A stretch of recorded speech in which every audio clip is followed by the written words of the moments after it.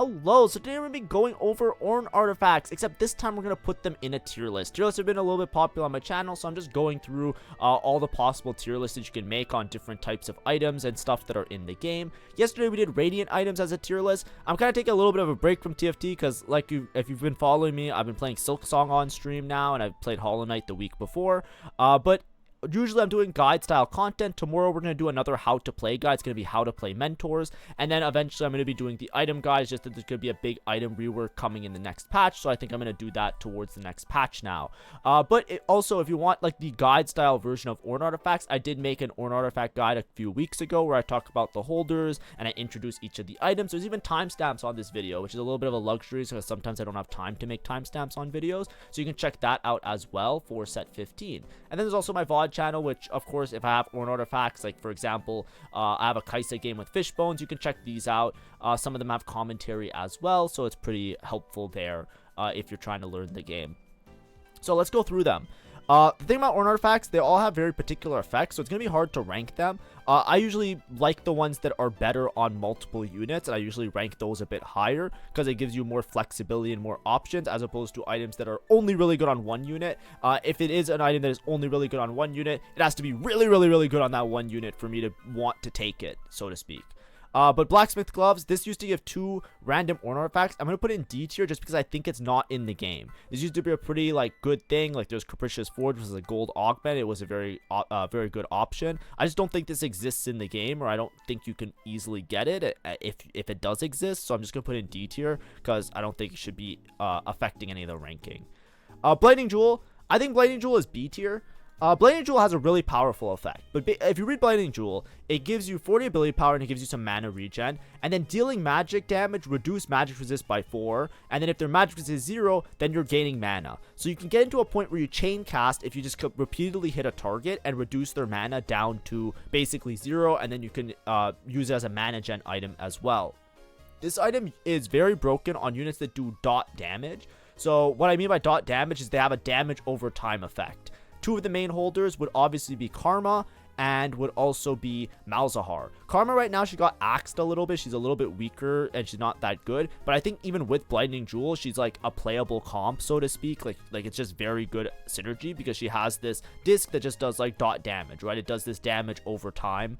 And the same with like Malzahar. Malzahar does damage over time. Do X amount of damage over 15 seconds. This applies multiple ticks of the Blighting Jewel and makes it very efficient. Blighting Jewel does have some synergies with fast attacking units. For example, like a Twisted Fate, right? If you have like a Guinsoo built with him, even some other units, for example, like a Yuumi can sometimes be okay, but it's usually like okay on the units. The dot damage is what really uses it well, right? There's also like patch dependent things, like last patch, it was like really good on Syndra, but like it's not really good on Syndra. It's like Rising Chaos Syndra technically does a lot of attacks or instances of magic damage, but if you look at the stats now, it's like significantly worse on her, so it's just like, you know, it's like it's not that big of a deal. Mostly dot damage, B tier. Next, we have Dawncore. So Dawncore is a little bit of an interesting one. It's hard for me to rank Dawncore because I feel like the units that really like Dawncore isn't who you usually expect it to be. I think it's somewhere between B and A tier. Like I actually like Dawncore a little bit more than I do Blighting Jewel. It's just like Blighting Jewel is like really good as its effect, but Dawncore is kind of not as good. I'll put it in B tier as well. Basically what Dawncore does, it behaves similar to old blue buff. You get an attack damage ability power, and then it reduces your max mana by 10, and then subsequent casts reduce the max mana by 10%. So you basically drop that max mana down to a minimum of 15. It basically allows you to chain cast and do a lot of insane things. You would think that it would be good on a lot of low mana threshold units, but there's actually quite a few units that it's not that great on. Like Yuumi, for example. You would think it'd be good on a unit like Yuumi that loves to cast, reduce the cast timing. Reduce the amount of reduce the mana so she can get more casts off and scale her ult. But it's actually pretty bad on Yuumi because if your cast timing is really long, you don't get that second effect to pop off nearly as easily. So like the subsequent cast, like if you're not casting as frequently or you have a really long cast timing, it makes it a little bit awkward with Dawncore. The unit is broken on though. This is why it's hard to rank this item, is that it's really good on Kog'Maw. This is one of the Giga Kog'Maw enablers. and it's also really good on Katarina. But Kog'Maw in particular, it's like a -1. So because it's like so good on Kog'Maw and it has some flexibility on other units, right? There's a lot of units that it's okay on, right? Even Yuumi, it's like it's okay on Yuumi. It's okay on like a lot of the other units. Okay on Braum as well. It's all right on like a Garen if you're playing like a Garen cheesy kind of build. It's okay on like it's definitely good on Katarina, but because it's broken on Kog'Maw, it's gonna get a bump from B tier to A tier because there's like a win condition situation with that. Next we have Death's Defiance. Death's Defiance is pretty generic. It's just like a solid, like, you know, take this and like have Omnivamp and stuff. But the problem is that it's not that great right now because a lot of users that require Omnivamp have built-in Omnivamp just by the way they changed the set mechanics or the way TFT works, right? Based on your role now, a lot of units have Omnivamp. So that's a fine, similar to like a Bloodthirster. It kind of feels like a little bit less important. It does give stats, right? It gives like some attack speed, Omnivamp, it gives the armor. It has this like non-lethal damage over time effect where you just don't get killed off as easily. But I think it's not like the Giga item that it used to be. I think it's somewhere in that B tier. Deathfire Grasp I actually like a lot. I think it's pretty good right now. There are a lot of AP lines that really like it. And it seems like a pretty generic item that you can put on pretty much anybody. It gives you ability power, it gives you damage amp, and then at combat start and every 13 seconds, you basically delete 40% of the max health of a unit. It really helps to chew through a lot of those tanks and a lot of comps that make people to struggle with those tanks. Because basically, like, you know, imagine a Colossal Udyr. You basically cut its HP by 40% off round start. It's actually a pretty massive bonus effect that you can do. Which is pretty nice. So that in conjunction with just being an ability power and damage amp item with some mana regen, it actually fits into a lot of builds really nicely. It used to be kind of like a little bit awkward to shove in, but it's actually pretty good. And I think a lot of units actually prefer these type of things. Even Yuumi, for example, this is amazing on Yuumi because it gives her stats that she doesn't have, damage amp, ability power. But in terms of just general AP lines, even like Star Guardians or other stuff, it's a decent item, I would say. And the effect is also good that you can put on like a secondary carry even just to get that blasting effect because that's like a flat true damage type of effect. Fishbones is S tier. Fishbones is great on multiple units. It's really good on basically all the AD units. It's good on Jinx. It's good on like Ashe. If you read Fishbones' effect, basically it gives you attack speed and attack damage, which is generally pretty good on those type of units. Additionally, it doubles range, and each attack targets a random enemy. So what happens is, because you have double range and you can target random enemies, a lot of times you can bypass the front line and you can scam fights by hitting the back line. What makes this in particular extremely broken is units that are like Giga one-shot units that don't have to worry about front line anymore. Think about a Jhin. Right, if every one of his attacks is random and he's like chunking every single time you play Jhin reroll, he's hitting like, you know, absolute nukes per auto attack. He's now going to randomly just snipe backline units all the time. Same with Kai'Sa. It's actually like an insane win condition for these rerolls, but then it's also good on like all the other AD units. You can also put on melee units to get like extra range. It has a lot of widespread applicability. I would be like, it's more of like a this set in particular thing. There's so many users of Fishbones that really enjoy having Fishbones. So it's definitely S tier. It might get nerfed next patch. I'm pretty sure it will because it's been too good for too long. Like this and some of the other items, it's like egregious, but it's definite S tier. If you see Fishbones, you have a lot of options. You often take it and just play towards any of the AD lines and they're all pretty happy with it. Flicker Blade's still broken. It got nerfed. Flicker Blades is like the old Guinsoo. It gives attack speed, gives ability power, and then attacks grant 6% bonus attack speed. So basically, if you have a unit that auto attacks a lot, they will gain a lot of stats because every 5 attacks also grant 4 attack damage and 5 ability power. So just ramp up with this Flicker Blades. And the thing is, like, if you ramp up attack speed based on auto attacks and you're an auto attacker, you actually build this very fast. It's part of the reason why Guinsoo was changed to be like an overtime effect. It's kind of like the units that like this type of item love this kind of item. So of course you have units like Ashe that are going to be broken with it, Kog'Maw, auto attackers, Gnar, Early game is great on it. Even like units that don't necessarily attack that much, like even a Smolder really likes it. You know what I mean? It's like anybody that can make use of it. TF, Twisted Fate is insane with it as well. There's so many units that use it, and it's such an overpowerly, it's such a, like when you see Flicker Blades, you know there's a Flicker Blades, you know what I mean? It's like such an obviously strong item right now that it has to be S tier. It's arguably like the best Ornn artifact in the game. Like it's up there in terms of its power. Now Gambler's Blade, this one's a little bit of a weird one. This one's an econ generation tool, so I'm gonna put it in B tier. You really don't care about Gambler's Blade unless you want econ. It's not gonna be really good on anybody because it basically is just to help generate gold. Now, obviously, there are good holders of this early game. Obviously, Shadow Clone Gnar, you generate infinite gold, you can fast 9. You can put it on a TF, you can put it on a Kog'Maw, you can put it on anybody that loves to have a lot of attack speed because it's obviously going to scale well with a bunch of attack speed.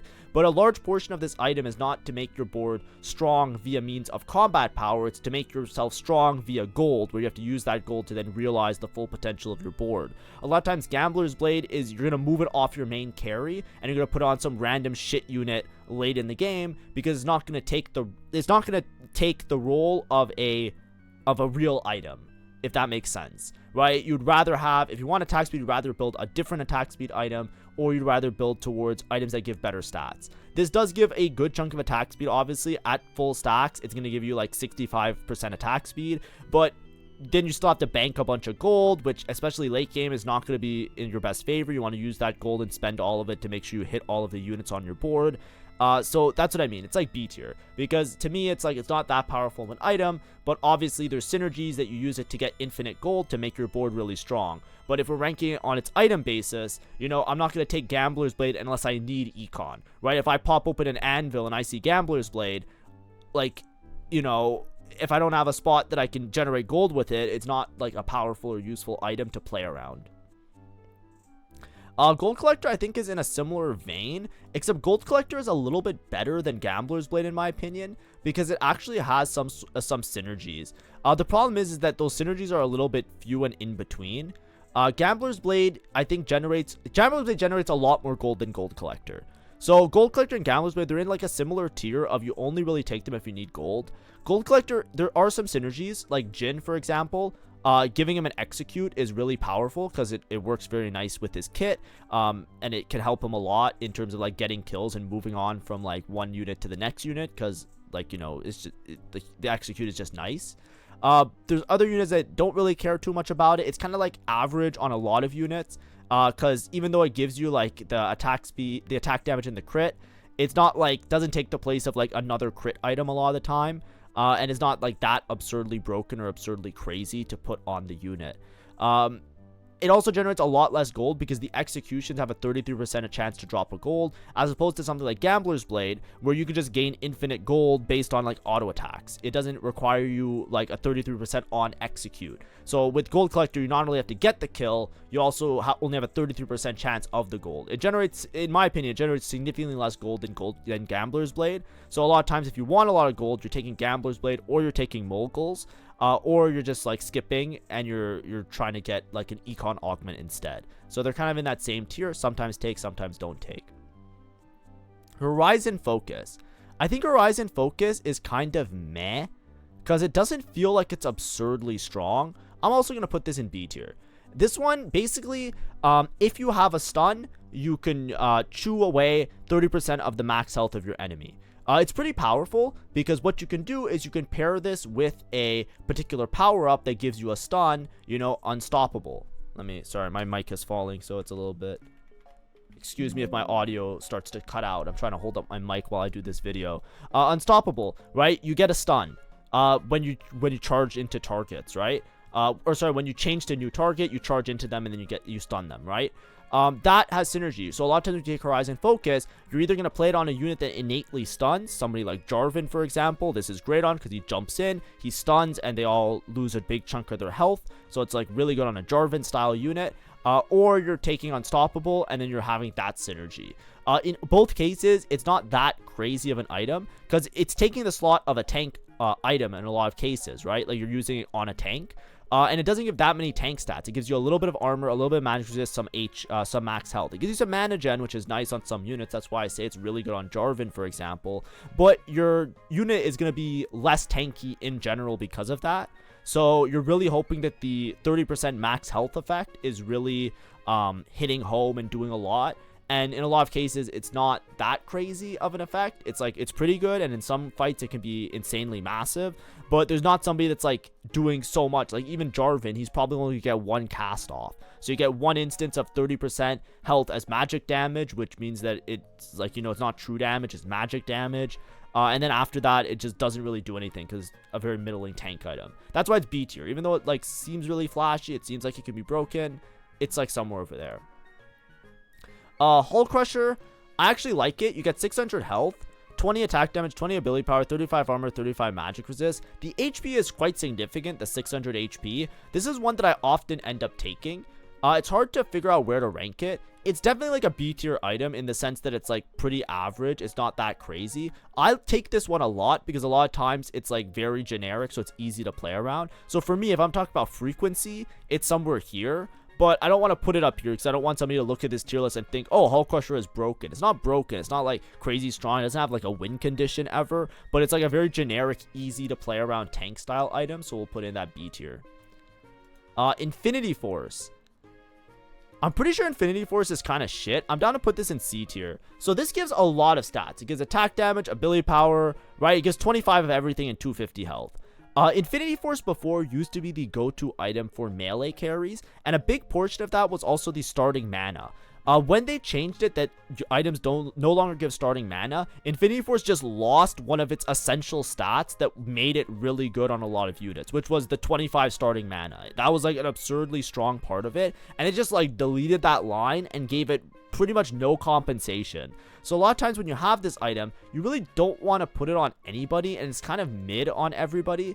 I know like when you see like, oh, there's 100 stats, this is going to be like broken on Seraphine. It's like, it's not even that good on Seraphine. Like I know it looks like it would be crazy on Seraphine, and it's probably like all right, but it's not like crazy strong on Seraphine either. I think like one of the better users of it is like Braum, just because he loves to have all the stats because he also does a lot of damage while tanking, so he makes great use of it.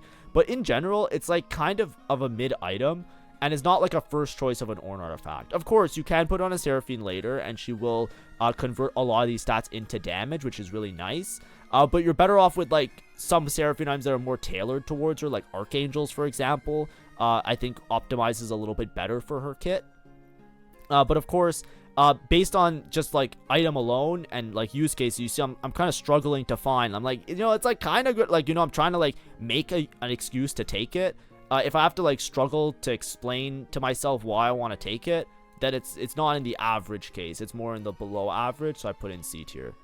Innervating locket. I'm pretty sure something's going to change next patch. This one is, okay, how do I put this?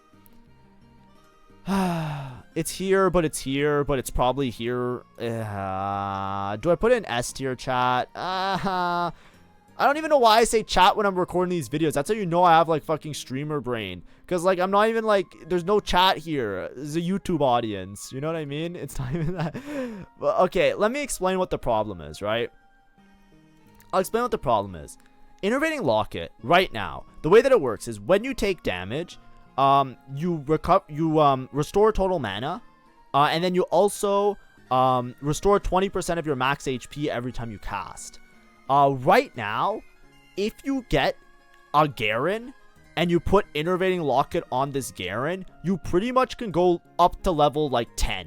Like it's so unbalanced and broken.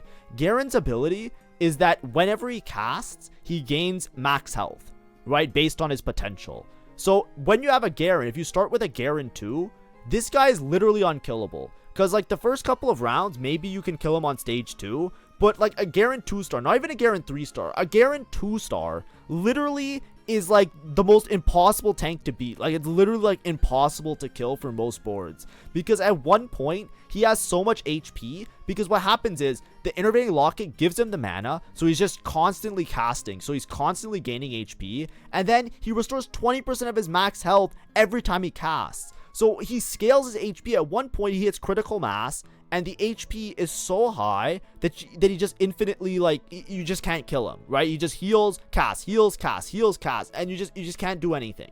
So that's just with a Garen 2-star.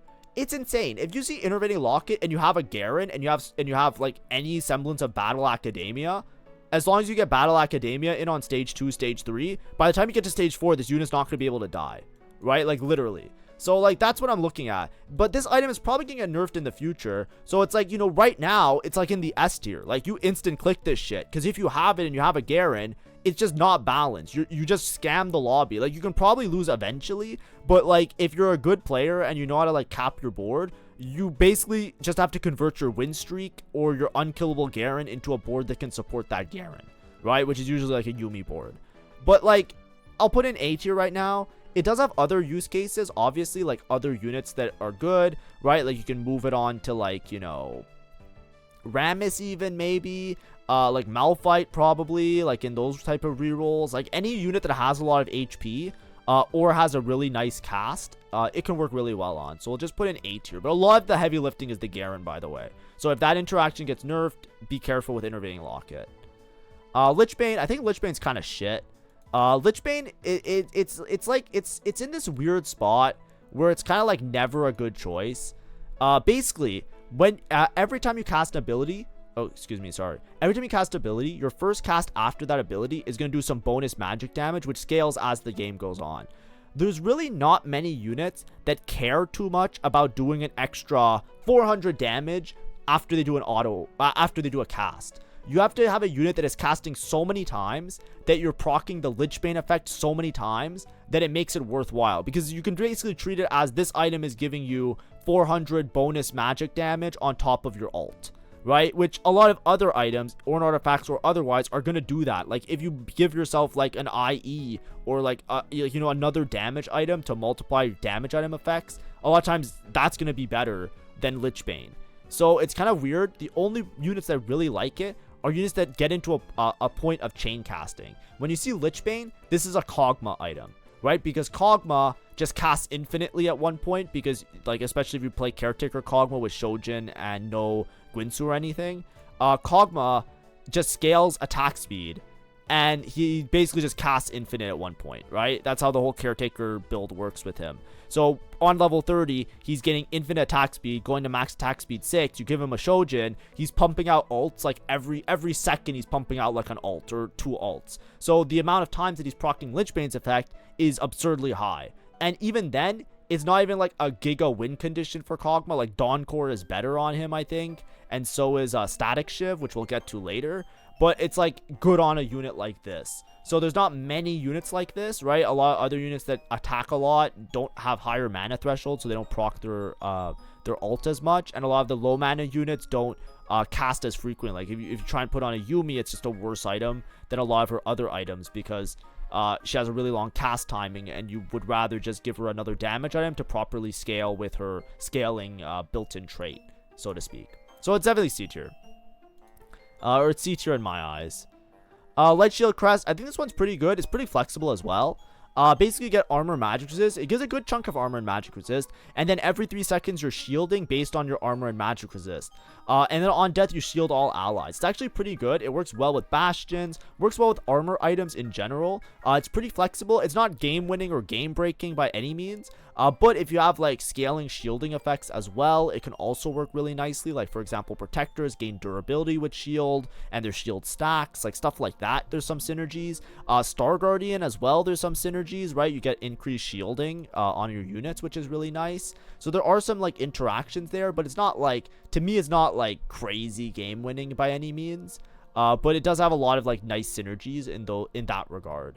But the main users of it are usually going to be Bastion style units, right? If you're playing either vertical Bastion, if you're playing like Xayah reroll with full Bastion frontline, if you're capping out around Braum or other Bastion units, because they just have a lot of armor built in to their trait. So obviously it's going to transcribe very well with the item. Luden's Tempest. Now this one's a weird one for me to rank, because Luden's Tempest now, I think is like A tier. Because, like, it's kind of awkward. This item, for the most part, is usually a dog shit item. It usually just fucking sucks, right? It's usually just bad.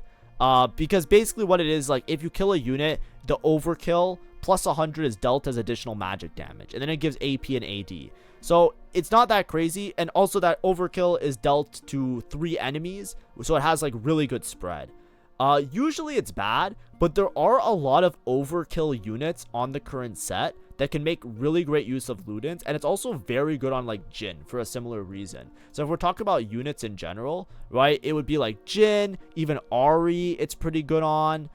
There's units like this that have like overkill. Obviously artistic KO is what I'm talking about. If you have artistic on Jhin, then the overkill effect procs. But it's also good on like really good one-shotting units. I think like Zac Hero Augment, I saw somebody take it once and it was like really good. It's also like okay on a unit like Seraphine, because if Seraphine drops a nuke, it just kills everybody. It also has like some synergies there. But even like sniper units like Jinx, Caitlyn, I've seen it also work out sometimes. It's a little bit weird, but I think it's A tier primarily for the Jhin situation. It's similar to like Dawncore. There's like a unit where it's like a particularly nice on, and you have like a very like obvious reroll line that that makes use of the item. So I put in A tier as being like one of those like elevated items. It's one of those items where you see and you're like, oh, that's the X unit item. So I have a line that if uncontested I can play and do that with. You know what I mean? Manazane S tier. This gives just a shit ton of mana. It does give a lot of stats as well, which is like whatever, but basically after you cast the first time, you get 120 mana. They tried to nerf this thing. They're probably going to nerf it again. This item is absolutely busted on everybody. It makes Karma busted, and Karma is not even a good unit on the current patch. That's how broken this item is. It's good on AD units, good on AP units. Basically, the 120 mana makes it so you're going to like chain cast. You're just going to queue up an insane amount of mana, and then your unit is just going to cast, then they're going to cast, then they're going to cast, and then they're going to cast. So when you cast that many times at the start of a fight, you're front loading a lot of your damage. Units like Yuumi doesn't really care about having mana because she's Prodigy, but Manazane makes her pump out so much damage early and scales her ult because her ult, every time she casts, she gets more pages. It's like broken on Yuumi. Part of the reason why Manazane is so broken right now, obviously Yuumi is really strong and it's really good on Yuumi. But also, it's good on lots of other units. It's good on, like, you know, Kai'Sa. It's good on, like, Karma. It's really good on Karma, actually. I played Karma this patch with Manazane, and it was extremely strong. I don't know if I put it on the VOD channel. I might have to dig in my VODs and pull that one up for you guys. But it's also good on, like, Varus. It's good on, like, there's so many units. Like, any unit that wants to have mana or wants to get their ult off at any point, like it's just so broken. It gives you so much mana, so it's just definitely up there. There's gonna be some nerf. I don't know how broken it will be after nerfs, but just be prepared. There's no way they're leaving in the current state of it is. If you see Manazane, you almost always instant click it. It's also super flexible because you can pretty much put it on anybody and they're all pretty happy with it. So yeah, this is like that instant click tier, probably more so than the other ones because of its flexibility as well. Mittens gives a bunch of attack speed and you're immune to chill. I think this one's kind of B tier. I think there's some units that really like it. It's really good on melee units, but melee units are a little bit hard to play right now, so I don't know exactly where it falls. It is pretty alright, because like there are high cap potentials. Whenever you have melee items, the thing that's great about it is that it's good on like some of the late game units, right? Like this is obviously going to be good on like Braum or Lee Sin, and those are 5 costs that you can cap your board out with. So that's why like stuff like this doesn't necessarily make it to C tier or like lower, even though it's like not as common of an item, because there is like high cap potential in addition to some of the other units that you might be playing. You're also immune to chill, which doesn't really matter that much, but it's starting to become more popular with like Icebender Rise. So like that actually might be something that matters in some of those matchups. But either way, it's mostly just a bunch of attack speed and a bunch of movement speed. The movement speed is important, right? Whenever you're playing a melee unit, you love movement speed, because movement speed, like, have you ever played a melee unit and they're just like standing still and you're like, okay, can you like walk a little bit faster? And then like by the time they walk to the enemy carry, they get melted and they die. Right? Movement speed alleviates that problem. They stick to the unit and then they instantly teleport to the next unit, and they instantly teleport to the next unit. They're not spending time looking for their wallet. So it's really good on those type of units and those type of builds. Mogul's Mail is a hard item to rank right now, because Mogul's is actually, I think Mogul's, of all the econ ones, it's better than these two. It's like weird.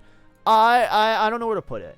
So Moguls actually gives a decent amount of tank stats, right? You get 1 armor, 1 magic resist, and 10 health, stack up to 35 times. So you get 35 armor, 35 magic resist, and 350 health. It's really good early game. It's not that many stats, but it also generates gold. The thing is, it's a little bit conditional. A lot of times you want Mogul's Mail, and you want to have a tank item like a Gargoyle, and then you want to solo frontline your unit with Gargoyle, and then they just like ramp up infinite amount of gold. This is really good because it's really good on reroll lines in particular. It's also good on other lines as well because it generates a lot of gold, but it's a lot easier to make use of early game. Like, it's in that same tier as Gambler's Blade, but it's like hard to say like exactly where, because Gambler's Blade is just such a weak item. Like, Gambler's Blade is such a weak item. This item's actually pretty good on a lot of units because the stats are pretty nice.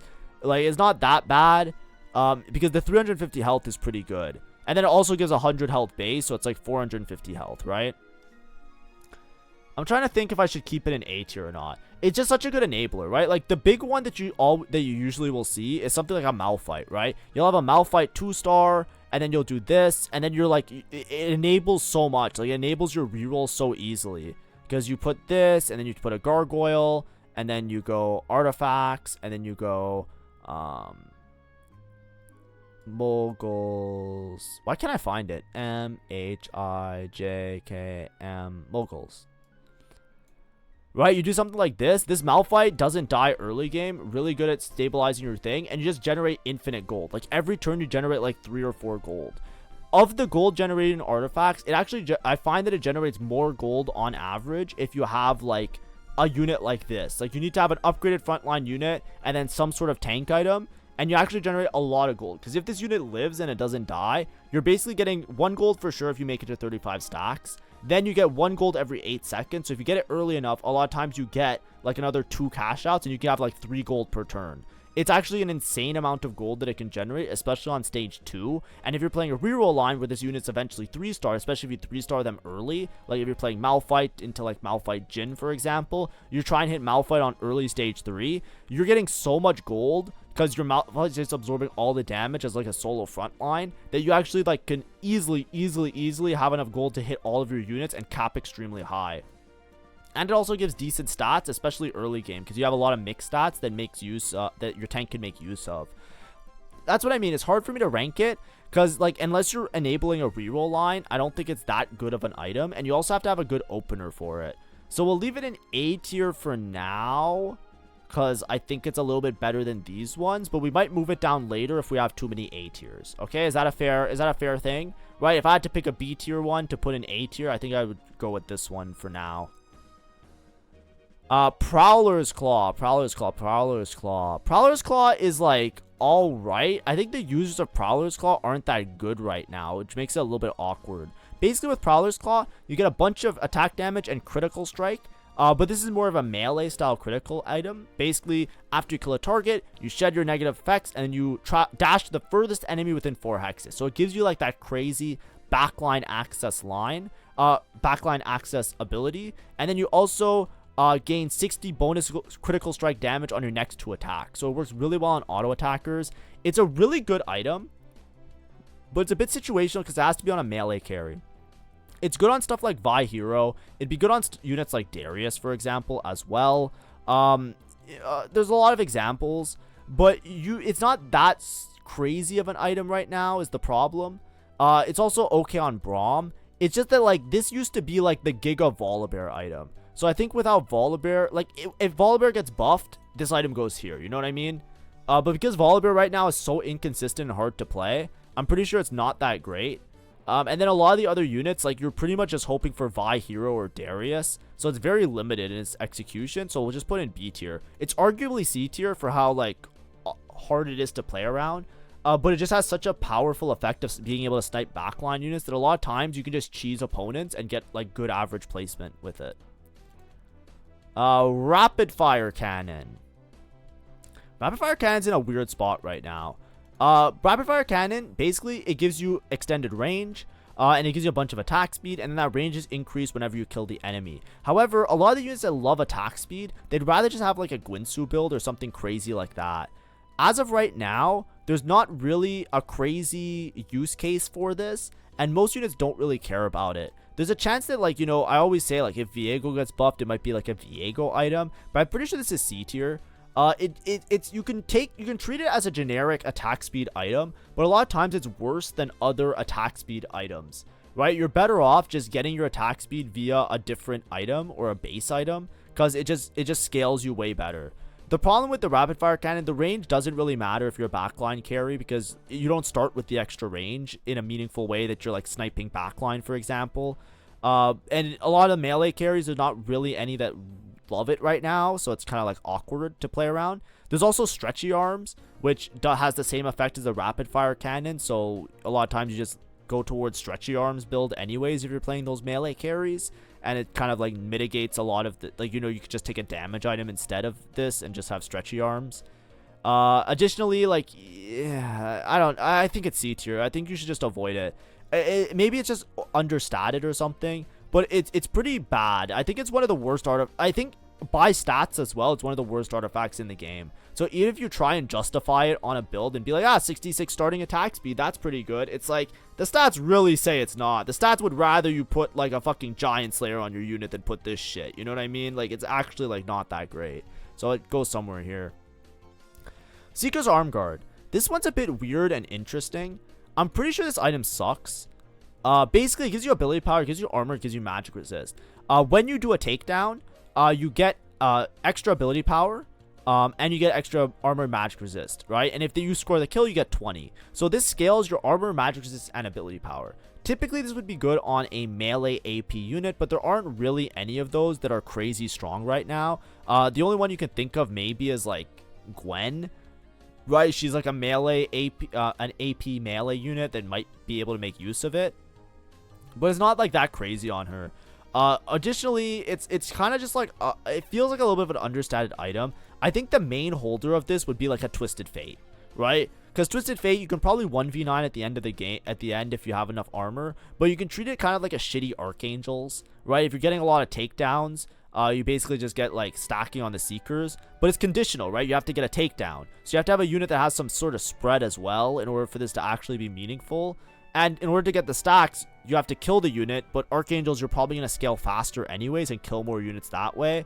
So it's kind of like a shit. That's what I mean by it's like a shitty Archangels. So I think it's like not necessarily good.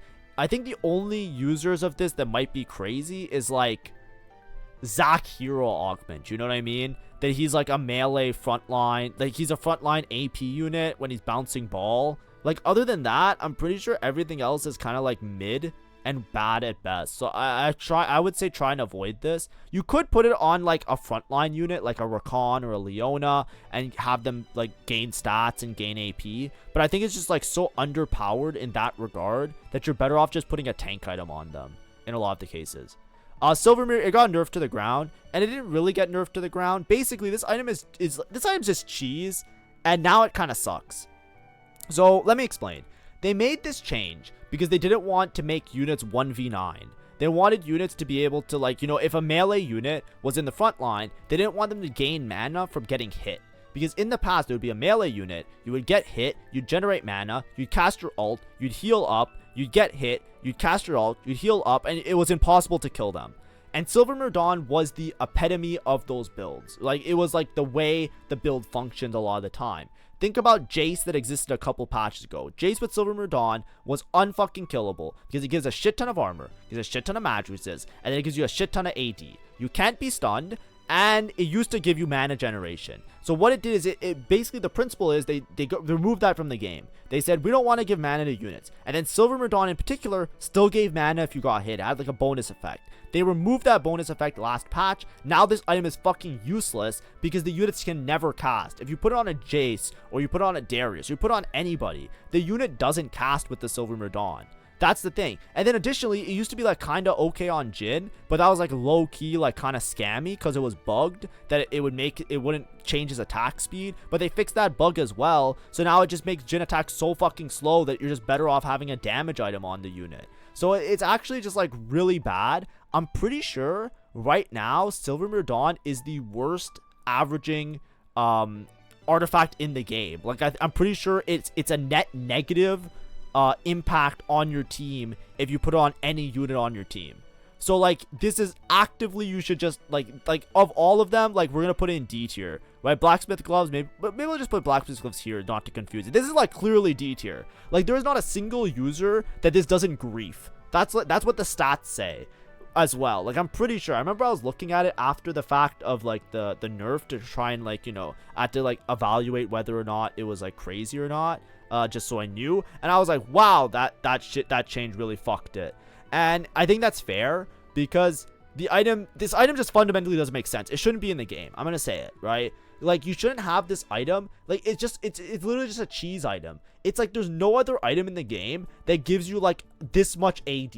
You know, it gives you more AD than a Radiant Deathblade. You know what I mean? It's like absurd amount of stats, but your unit can't attack. So it's like, let's find a unit that it's exode. Like the only time it's gonna be good is if there's a unit where you do one cast and you kill everything, right? And before it was like, you know, give 2 casts and you kill everything, and then it gave mana gen. Now that it doesn't give mana gen, it's like it clearly just doesn't fit into the game. And then it doesn't stun, but then you stun, but then it's a confused item. I feel like, you know, since it's exception, it's either broken or useless. So now it's useless. So D tier. Snipers, I think snipers is S tier. Sniper, S for sniper. Basically, snipers is like the Giga item. I think it's pretty average. Like, I don't think it's like broken, but it's extremely flex. Actually, you know what? Maybe we'll put in A tier. These ones are definitely better. We'll put in A tier for sure. And then maybe I'll move Moguls down one. We'll put Moguls at the top of B tier. But snipers, it gives you two attack range, which is great. So a lot of units love that, especially if you're like a melee unit trying to have range, like you know, Viego, for example. That's gonna maybe pop up one time this set. And then you get extra damage amp. So it's basically sniper, the trait, but as an item. You get damage amp per hex between you and the target. It allows easy backline access because it's not +1 range, it's +2 range. It also gives you a lot of damage amp, so it works as a really good damage item. Pretty much anybody can use it. If you want damage amp, it's good, right? Backline unit, frontline unit, doesn't matter. It's just really good. Obviously, it's going to be great on units that hit whole board intrinsically, because you get like maximum sniper value. Think Gwen. It's like really good on Gwen, for example, because when she casts her ult, she hits the whole board, so she gets maximum sniper value at the back corner and just like kills everything. But it's also good on like a Jhin. It can be good on like even a Kaisa, like reroll lines. It can be good on sniper units as well, just to like double dip on the damage amp, right? Put on a Caitlyn, she hits the furthest unit, fuck it, just like nuke them, you know what I mean? Good on a Senna, she snipes the backline as well, like she just aims at the backline. It's good on like a Smolder, right? It's good on like I can make a list of everybody. I'm pretty sure it's also probably good on Jinx, you know what I mean? It's just so flexible. You take this, you know that you can find somebody to put it on, because it's just damage amp, right? It's just great, and it's quite a bit of damage amp, right? Even if you're just targeting the front line, the front line is usually 4 hexes away, 3 to 4 hexes away on average. That's like 30 to 40% damage amp. You know what I mean? That's a good chunk of change. That's a good chunk of change, and that's like in a worst case scenario a lot of the time. In a best case scenario, you're getting like way more than that. You're like 6 hexes of range, and you clutch up at the end of the game. So yeah, definitely A tier. Spectral Cutlass. This one's weird. I'm going to put it in B tier. I don't think there's a crazy good holder of it, but basically, this one, it gives you a bunch of mixed stats. But the main thing is that you teleport to the opposite side, like the mirrored section of the board. So for example, you put a Spectral Cutlass user here, they'll teleport like to the opposite side, like here. You know what I mean? Right? They'll teleport like that. It's always like opposite this way. And then if they're like here, right? Excuse me, I'll just use the Malphite. If they're here, they'll teleport here. If they're here, they'll teleport here, right? The idea is that you use it kind of cheese your opponent. You just bypass the front line, they just instantly target a backline unit. Now, I talked a little bit about it in my video. If you want to avoid getting Spectral Cutlass, if you have a unit that is a front or a back unit, the front unit will always break the 50-50. So for example, if this is a Spectral Cutlass Garen and he teleports over here with the Spectral Cutlass, he'll always target the Malphite and not the Jhin. So a lot of times this can, like, you know, if you put a tank here and he's in range of both units and equidistant, he'll always target the units in the front before he targets the unit in the back. So it can prevent some of that positioning. And then also you can trap your units like this so that when he teleports, or when somebody teleports, they teleport in one of the other hexes. So there is counterplay. But it's mostly like if you don't scout, you just instantly get scammed. And there's a lot of ways to scam with it. Of course, you can also scam with what's called with like Darius, where he just like instantly kills a backline. You can scam with like a Vi hero. There's also like Neferi in a lot of cases that it's pretty good on. But there's other units that are crazy like Braum. It used to be crazy on Volibear as well.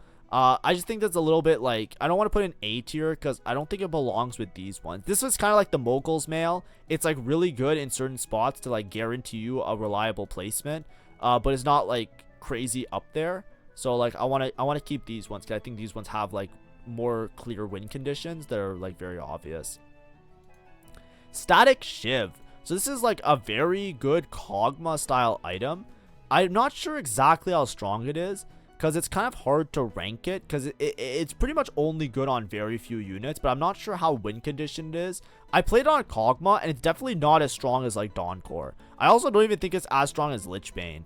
I'm going to put in B tier for that reason. I think Dawncore is much stronger on those type of units, because Dawncore with Caretakers is like so broken, especially with Protectors. Statikk Shiv, the way that it works, every third attack deals 40 plus 40% of your bonus ability power as magic damage. Statikk Shiv used to be really broken because it was bugged. So if you used it on a clone, so like let's say you had a Shadow clone for example, the Statikk Shiv would do full damage on the clone, which was like broken, but now it gets scaled down, so it's like not like that as crazy.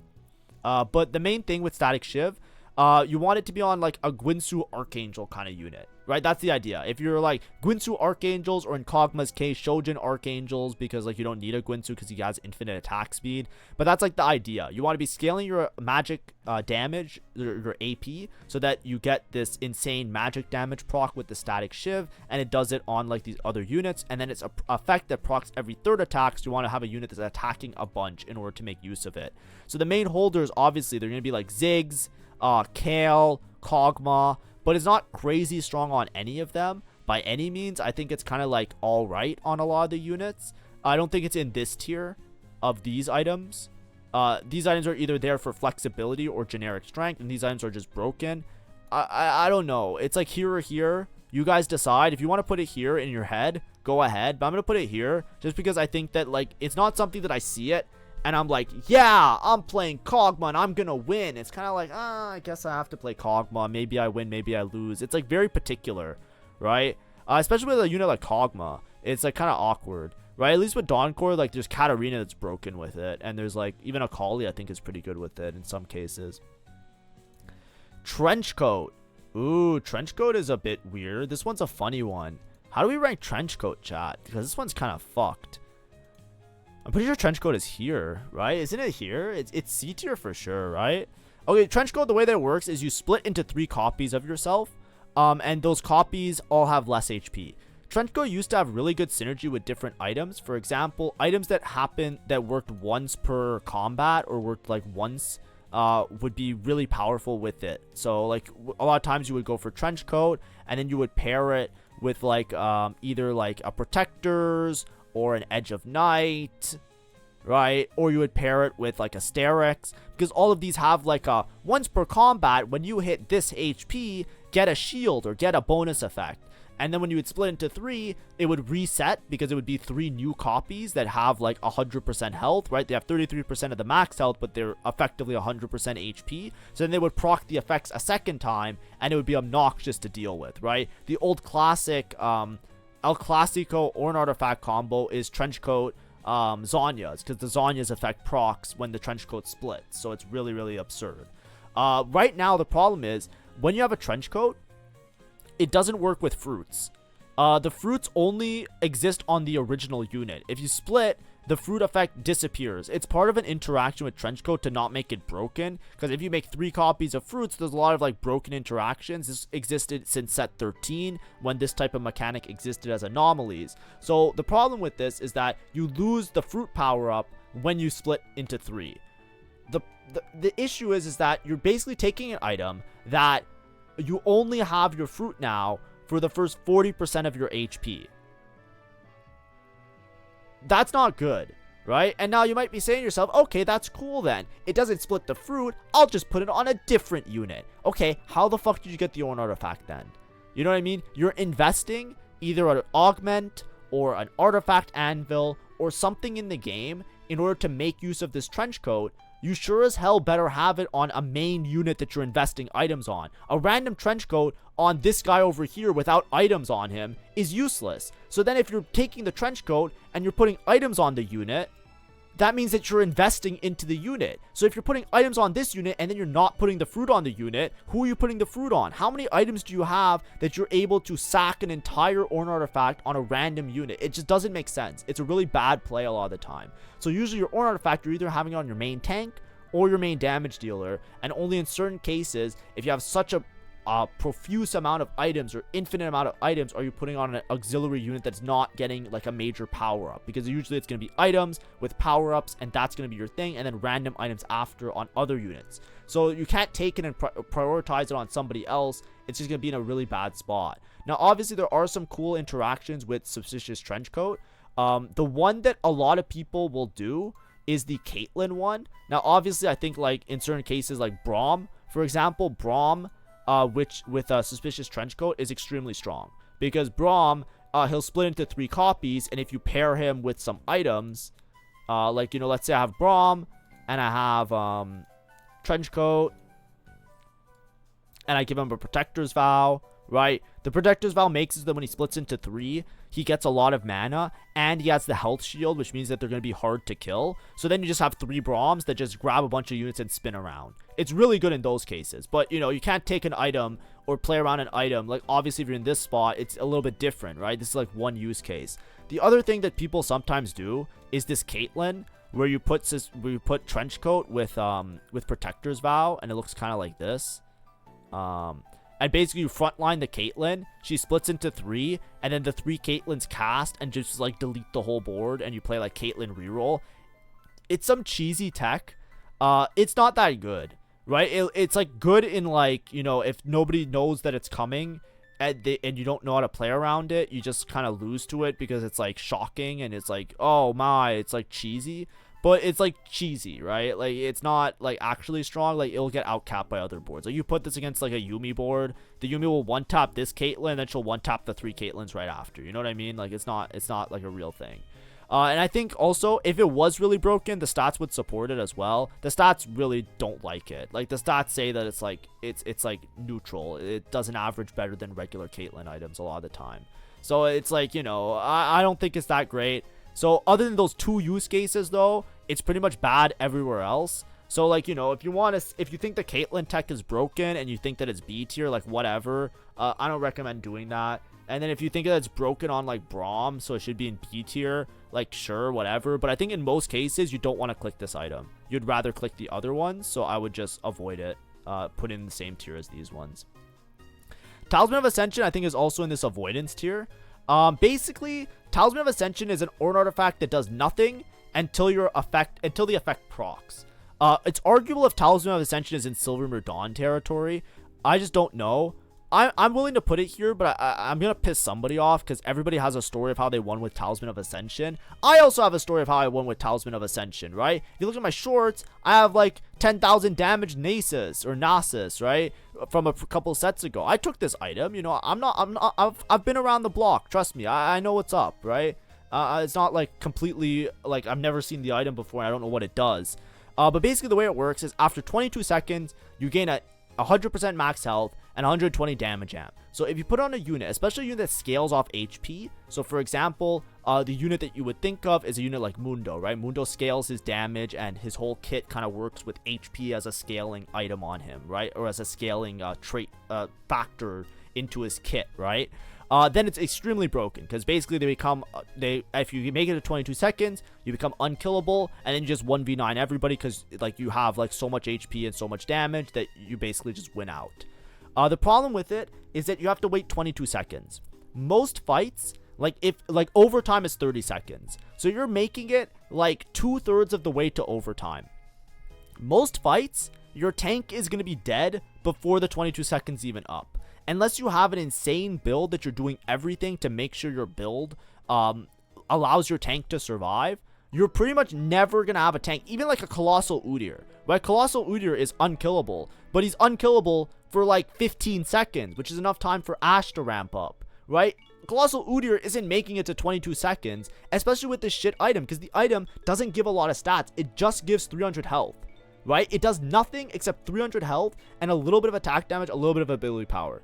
It is not a good tank item. So you are down a complete tank item as well, and you have to manage to survive until 22 seconds. Most of the time, this item doesn't do anything.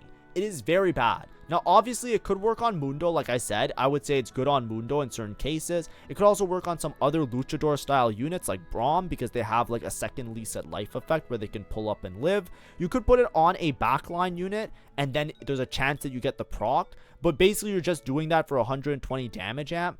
And it also takes the place of a regular damage item, so it's also a little bit weird. And a lot of backline users don't like it anyways. It's not a good play in most cases. So this item is pretty actively a grief. Unless you have a specific spot to make use of it. So it's here or here. I'm going to put it here because I really don't like it right now. And Mundo also got nerfed recently, so it's not even that reliable on the Mundo. Like, I'm pretty sure it's not like a crazy good item on him either. So I'm down to put it there just because I don't want people to like look at this tier list and then like think to themselves that I'm going to take that. Like, I want it to be very obvious that you shouldn't take this item very often. Very rarely is that a correct decision, basically. Next, we have Indomitable. This one's kind of generic. It basically makes it so that your front line stays a little bit more centered. It gives you some good stats as well. Right, it gives you a chunk of max HP. And it gives you armor and magic resist. It also makes you immune to stun. It can also grief some of your opponents because it pulls the enemies. If there's nobody that that is targeting, it'll pull towards you, which is really nice. But basically, you basically turn your unit into like a target dummy where they can't move that much. Because of that reason, it's pretty good. It's also good to like make sure that you don't get griefed or wrapped awkwardly. Like, this is a great counter to like those weird positionings like Katarina or Caitlyn positioning, because like your unit will just stay in the center and won't move towards the other units a lot of the time. So it's good in those cases. I think it's a pretty good item. I just don't think it's like super broken or anything. I don't think there's any sort of like crazy broken interaction, but it's definitely one of the better items. Honestly, it might be A tier just because it's like a better tank item. I think it's the best tank Ornn artifact, if that makes sense. Like, if I see it, I'm not sad, and I'm pretty sure it's good on like most of them. I just don't think it's broken. I just think it's like pretty reliable. Like, it's a pretty reliable tank item. So it goes in that same category as these ones, like almost A tier. We'll put them like over there. Titanic Hydra. Ooh, this one is hard for me to rank because is this one any good? I'm gonna put it in B tier. Basically, your attacks deal 3% of your max health plus 8% of your attack damage as bonus physical damage to adjacent enemies. So you have a bit of an AoE effect that you get based on your HP and your AD. It's not particularly crazy on most units because a lot of units have to have HP and AD scaling. I think this might be good on like Mundo Hero Augment, but like that augment kind of sucks, so I wouldn't recommend it. It could also be good on some Luchador units maybe, but it basically just gives you like a little bit of AoE. I think it's a pretty mid item in general though, because like there's not units that use both the scaling really well. If there was like an HP AD unit, maybe it would be a little bit better. Like I would think it would be good on Darius, but I think Darius is a little bit like he's kind of stuck that you need to have like other items on him, right? You need like what's your build gonna be? Hodge, IE, Titanic Hydra. You know what I mean? You need IE on him. You need some sort of healing or survivability on him. So it's kind of like precious real estate on the Darius that makes it like not like it's good, but it's not like crazy good. So it's not in like that broken A tier, S tier. So I'll put in B tier. Trickster's Glass. I think Trickster's Glass is B tier. It just makes a duplicate unit. I don't think it's anything crazy broken. But it's like pretty good. It could be A tier as well. It's like in the same category as these ones, right? Where like you have like specific conditions that are great. It's obviously good if you reach max cap. Trickster's Glass is always going to look broken because if you hit a 5 cost, you get 2 copies of the 5 cost, right? Trickster's Glass Braum, you just get 2 Brahms, you know what I mean? That's crazy, right? You get 2 of the most broken unit in the game, you know what I mean? Or you get 2 backline units or 2 whatevers, right? Just getting 2 copies of a unit is pretty good. So that's where it really shines, is when you hit those like crazy combos like that. I think it also works with Double Trouble, by the way. So with Double Trouble, you don't have to play like the other shitter unit. You can just use the Tricksters, and the Tricksters copy counts for Double Trouble. So that's like a synergy if you're playing Double Trouble that you can use, because it counts as a second copy there. Unending Despair. Ooh, this one I think this one's kind of mid as well. Is it? How broken is it? I think it's mid. Basically, if your unit has a shield, you do damage, right? It gives you some HP, some armor. Whenever shield breaks, 150 of that shield is dealt as damage. There's lots of holders that have shields. Units like Shen, for example, if you're playing Shen reroll in some sort of line. But also like Poppy. Like, there's all sorts of units that just make shields. Jarvan. But it's not that good of a tank item. So it's mainly for a damage, or for extra damage. So that's where it makes it like a little bit mid. It's hard to get it to work in a way that's like super crazy. I think obviously with protectors and if you have caretakers, it's going to be really good.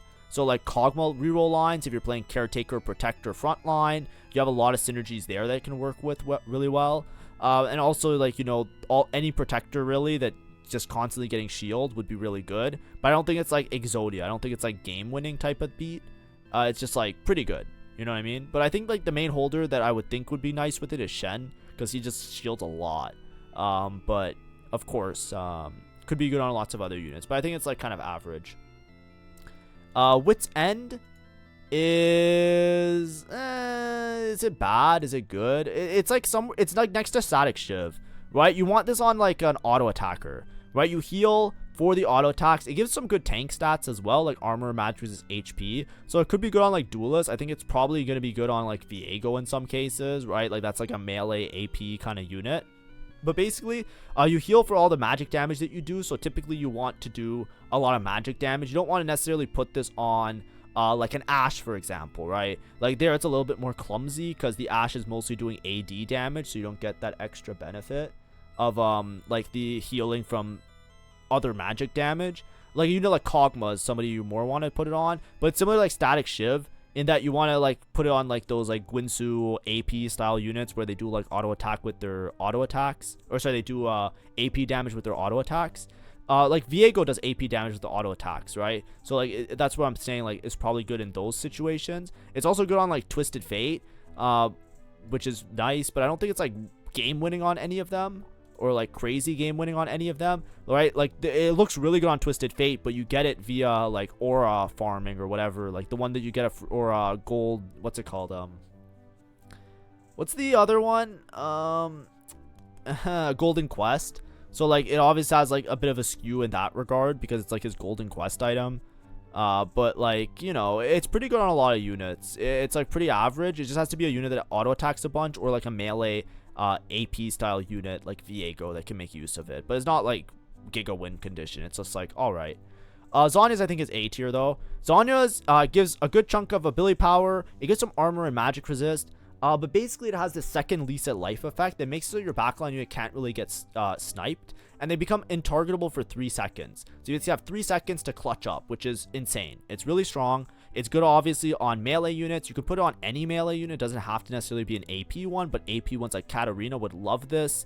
But also just good on any AP unit in general, because it's a good backline survivability item that still gives you a decent chunk of change of stats. Because of that, similar to like snipers, if you're playing any sort of AP unit, you're pretty happy with the Zhonya's. It's definitely like up there as being like one of the better items for sure. But anyways, also it's probably good on like other units like Zac Hero. It's probably broken, you know, stuff like that. But anyways, this is my Ornn artifact tier list. Like I said, we already did the Ornn artifact guide, and this one's just kind of like talking about them a little bit and explaining.